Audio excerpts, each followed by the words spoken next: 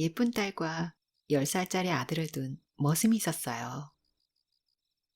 머슴의 아들은 남달리 꾀가 많아서 꾀돌이라고 불렀고요. 그런데 주인집 부자는 자기 마음에 드는 것이 있으며 뭐든지 빼앗고야 마는 욕심 많은 사람이었어요. 얼마 전부터 머슴의 딸을 빼앗으려고 나쁜 마음을 먹고 있었어요.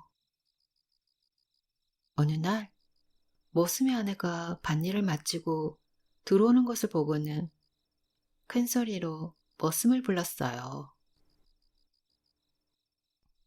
개돌이 아비야, 어디 있느냐? 머슴이 달려오자 부자가 입을 열었어요. 자네 처가 김을 메고 오는 모양일세. 그 밭에 풀이 모두 몇 폭이 돼 있는지 내일 아침까지 알아내게나. 만약에 알아내지 못하며 자네 딸을 내놓고 내 집에서 당장 나가야 하네. 부자가 터무니없는 억지를 부리자 머슴은 기가 막혔어요. 그 많은 풀들을 셀 생각을 하니까 눈앞이 깜깜했죠. 머슴은 한숨만 푹푹 내쉬었어요. 그때 밖에서 놀다 들어온 꾀돌이가 아버지 표정을 살피며 물었어요. 아버지, 무슨 걱정거리라도 있으세요? 아버지는 귀찮다는 듯이 대꾸를 하지 않았어요. 하지만 꾀돌이가 계속 묻자 하는 수 없이 부자가 했던 말을 그대로 전해주었어요. 아버지의 말을 들은 꾀돌이는 너무 화가 났어요. 그래서 부자를 골려줄 방법을 궁리했죠. 아버지, 걱정 마세요. 제가 주인 영감님 만나서 단판 짓고 올게요. 꾀돌이는 다짐하는 얼굴로 부잣집 마당으로 뛰어갔어요. 꽃밭의 풀들을 큰 소리로 세기 시작했어요. 하나, 둘, 셋, 넷, 다섯. 그 소리에 낮잠에서 깬 부자는 방문을 벌컥 열고 나와서 꾀돌이에게 화를 냈어요. 이놈아, 풀을 세워서 뭐 하려고 이렇게 시끄럽게 떠드느냐? 그럼 그렇지 하는 표정으로 부자 앞으로 달려갔어요. 주인 어르신, 방금 제가 세어본 풀이 모두 몇 폭이나 되는지 알아맞혀 보실래요? 꾀돌이의 말에 부자는 또다시 버럭 화를 냈어요. 이놈아, 내가 그걸 어떻게 한단 말이냐? 잠만 말고 썩 물러거라. 아니, 왜 화를 내세요? 주인 어르신은 이 좁은 꽃밭에 풀이 몇 폭인지도 모르시는데, 우리 아버지가 어떻게 그 넓은 밭의 풀들을 전부 셀 수 있겠어요? 듣고 보니 맞는 말인지라 아무 대꾸도 못하고 방으로 들어갔어요. 하지만 생각할수록 꾀돌이에게 당한 것이 분해서 견딜 수가 없었죠. 한 달쯤 지난 어느 날 부자는 다시 머슴을 불렀어요. 여보게, 이틀 안으로 아궁이에 있는 저 재를 가지고 동아줄 석자를 꼬아오게. 만약 그러지 못하면 자네 딸을 내놓고 내 집에서 나가야 하네. 또다시 머슴은 알아누웠어요. 그 모습을 보고 꾀돌이가 물었어요. 아버지, 어디 편찮으세요? 아버지가 또다시 꾀돌이에게 이러쿵 저러쿵 이야기를 해주었어요. 꾀돌이는 아버지에게서 부자의 말을 전해 듣고 걸똘히 생각이 잠겼죠. 아버지, 걱정 마세요. 제가 해결하고 올게요. 꾀돌이는 석작쯤 되는 쇠막대기를 찾아서 그 위에 동아줄 굵기만 하게 새끼줄을 감았어요. 그런 다음 불을 붙여 태우자 하얀 재가 동아줄 모양으로 남아 있었어요. 꾀돌이는 그것을 조심스레 들고 부자에게 갔어요. 이번에도 꾀돌이에게 당하고 말았어요. 부자는 화가 나서 견딜 수가 없었죠. 그래서 궁리 끝에 아주 못된 꾀를 생각해냈죠. 눈보라가 휘몰아치는 어느 날 부자는 다시 머슴을 불렀어요. 여보게, 안방마님이 산딸기가 먹고 싶다고 하니까 나가서 구해오게나. 만약 구해오지 못하면 자네 딸을 내놓고 내 집에서 나가야 하네. 이 추운 겨울에 어디 가서 산딸기를 구해온단 말이야. 고민을 하던 머슴은 다시 자리에 알아 누웠어요. 아무것도 먹지 않고 누워만 있자 꾀돌이가 그 이유를 물었어요. 꾀돌이가 부자가 있는 방문 앞으로 가서 소리쳤어요. 어르신! 주인 어르신! 사람 좀 살려주세요. 우리 아버지 죽게 되었어요. 산딸기를 못 구해서 스스로 죽으려는 모양이고. 으허, 나한텐 오히려 잘 됐구. 부자는 웃음을 꾹 참으며 말했어요. 으허, 대체 무슨 큰일이 났다고 그러느냐? 아버지가요, 산딸기 따러 갔다가 독사한테 물렸어요. 주인 어르신, 제발 우리 아버지 살려주세요. 꾀돌이가 울먹이며 말했어요. 부자는 기가 막혀서 소리를 질렀어요.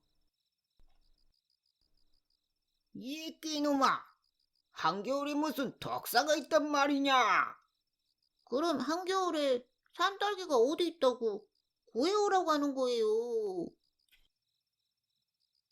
그 말을 들은 부자는 아무 말도 못하고 슬그머니 방문을 닫고 말았어요.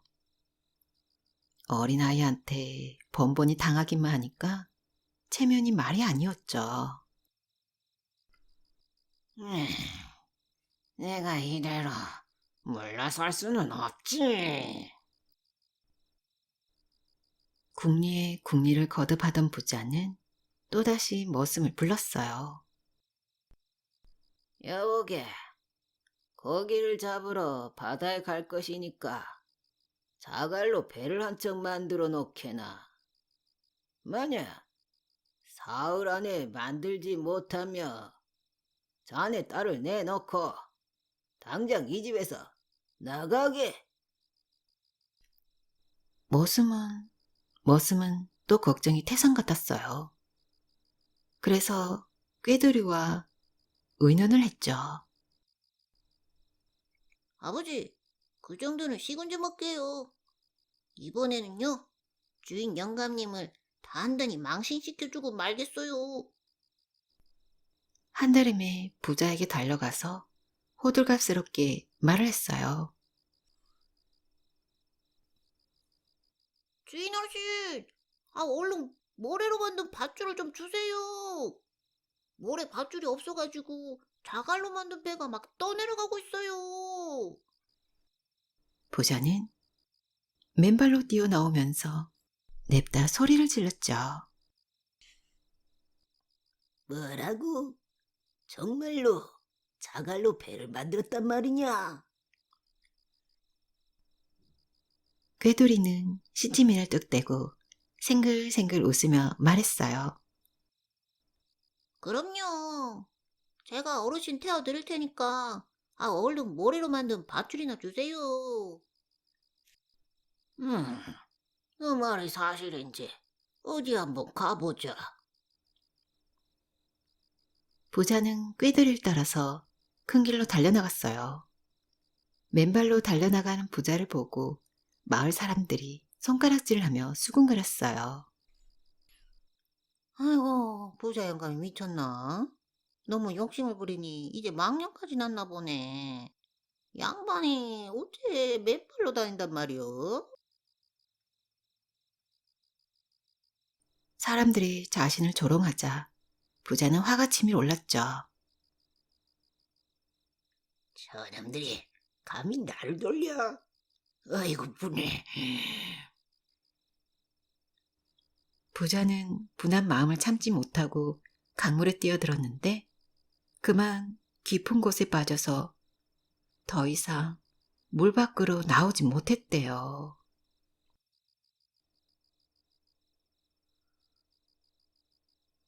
화가와 그림. 옛날 어느 산골 마을에 아주 사이좋은 두 친구가 있었어요. 둘은 어려서부터 함께 공부하며 친하게 지냈어요.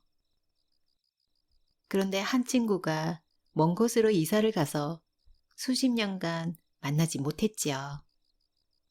어느 날 멀리 이사를 간 친구가 찾아왔어요. 둘은 너무나 반가웠어요. 아이고, 자네 그동안 어떻게 지내는가? 고향을 떠난 뒤로 그림을 배웠는데 소질이 있었던 모양이지. 그림 솜씨가 좋다는 소문이 나가지고 그럭저럭 잘 지내고 있다네. 자네는 어떤가? 고향에 남은 친구는 어물어물 대답을 제대로 하지 못했어요. 하기야 물을 필요도 없었어요. 다 허물어져 가는 집이며 낡고 볼품없는 살림살이가 가난한 형편을 잘 말해주고 있었으니까요. 고향에 남은 친구는 벼슬의 뜻을 두고 공부에 전념했지만 운이 나빠서 그런지 번번이 과거 시험에 낙방했어요. 선비라는 허울뿐인 이름만 남았을 뿐 지금은 찢어지게 가난한 처지에 놓여 있었어요. 그래도 수십 년에 만난 친구를 그냥 보낼 수는 없었어요. 선비는 부엌에 있는 아내를 불러 말했죠. 여보, 술상 좀 차려오시오. 먹을 밥도 없는데 무슨 술상 타령이에요. 그러면서도 남편의 체면을 지켜줄 셈인지 아내는 집 밖으로 나갔어요. 화가는 어려운 처지의 친구를 도와주어야겠다고 생각했어요. 그래서 보찜을 불고 붓과 벼루를 꺼냈어요. 여보게, 자네가 평생 동안 먹고 살 걱정 안 하게 내가 그림을 하나 그려주겠네. 화가는 종이에 닭을 한 마리 그렸어요. 그리고 다시 복찜에서 대나무 꼬챙이와 뚝배기를 꺼내 놓더니 꼬챙이로 닭 주둥이를 톡톡 때렸어요. 닭 주둥이에서 쌀이 또르르 또르르 나오는 것이 아니겠어요? 선비는 너무나 희한한 광경이라 눈이 휘둥그레졌죠. 여보게, 당부할 게 있네. 이 일은 결코 남들이 알지 못하게 해야 하네. 그리고 이 뚝배기 하나만큼만 쌀을 받아서 써야 하네. 더 욕심을 부렸다간 화를 당하기 십상일세. 두 사람은 작별 인사를 하고 헤어졌어요. 화가 친구가 가고 나니 선비는 직접 시험을 해보고 싶었어요. 아내의 눈에 띄지 않게 뒷방 벽장 속으로 들어갔어요. 닭 주둥이를 꼬챙이로 톡톡 내리니까 쌀이 또르륵 또르륵 떨어졌어요. 와, 정말이네.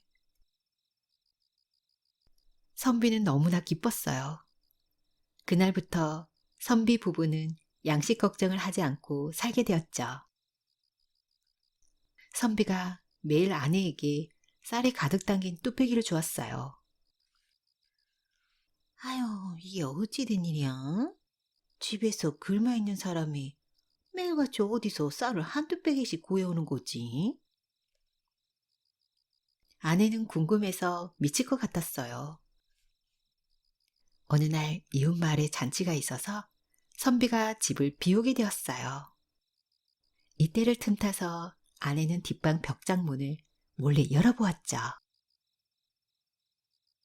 그랬더니 거기엔 닭그림이 한 장 걸려있고 그 밑엔 꼬챙이 한 개와 뚝배기 한 개가 나란히 있었어요. 아유, 도대체 이게 뭐지? 궁금해진 아내는 무심코 꼬챙이로 닭주둥이를 턱턱 때려보았죠. 그랬더니 닭주둥이에서 쌀이 흘러내리는 게 아니겠어요? 당연히 아내는 깜짝 놀랐어요. 어디서 이런 귀한 물건을 얻었을까? 근데, 왜 뚝배기 하나씩이야? 계속 쌀이 나오게 하면, 금방 부자가 될 텐데 말이야. 아내는 욕심이 나서 계속 꼬챙이로 닭주둥이를 때렸어요.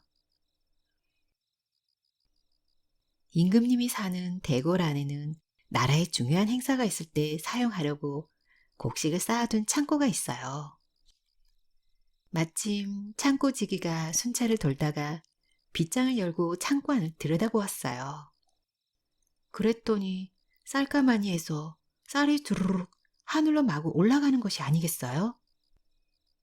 창고지기는 황급히 임금님에게 알렸어요. 임금님은 즉시 군사들을 풀어서 쌀이 올라가는 것을 가보게 했지요. 쌀은 어느 산골 마을 허름한 오두막집으로 들어가고 있었죠. 당연히 선비 부부는 군사들에게 체포되어서 한양의 감옥에 갇혔어요. 노발대발한 임금님은 두 사람을 사형에 처하라는 명령을 내렸죠. 이 소문은 화가 친구의 귀에까지 들려왔죠. 화가는 곧장 대궐로 가서 임금님 앞에 꿇어 앉았어요. 저 사람들은 아무런 죄가 없습니다. 그림을 그린 것도 저고 그림에 요술을 건 것도 저입니다. 그러니 저 사람들을 풀어주고 제게 벌을 내리십시오. 임금님은 선비 부부를 놓아주고 화가를 죽이라는 어명을 내렸어요. 드디어 화가가 처형되는 날이었어요. 그런데 임금님에게 그가 말을 했죠. 소인이 비록 죽을 죄를 지었습니다만 마지막으로 소원이 하나 있습니다. 그게 무엇이냐? 그림을 한 장만 그리고 죽겠습니다. 안 될 것도 없지. 임금님은 화가에게 붓과 벼룩, 종이를 가져다 주게 했어요. 화가는 능숙한 손길로 종이에 바다를 그렸어요. 그리고 그 위에 작은 목선을 하나 올려놓았죠. 화가가 임금님에게 이렇게 말했어요. 임금님, 이 배를 타십시오. 이놈이 그림 속의 배를 탈 수 있으면 너가 타보아라. 화가는 싱긋 웃고는 몸을 일으켰어요. 임금님의 분부를 따르겠습니다. 화가는 풀쩍 뛰어서 그림 속의 배에 오르더니 먼 바다로